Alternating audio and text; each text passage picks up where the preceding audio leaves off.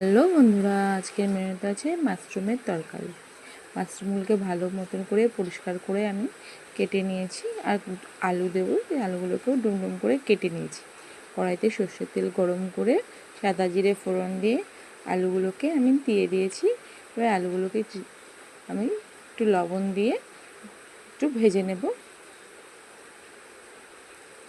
এটা যখন একটু লাল লাল করে ভাজা হবে, তখন আমি এটার মধ্যে হলুদ গুঁড়ো আর লঙ্কার গুঁড়ো অ্যাড করে দেব।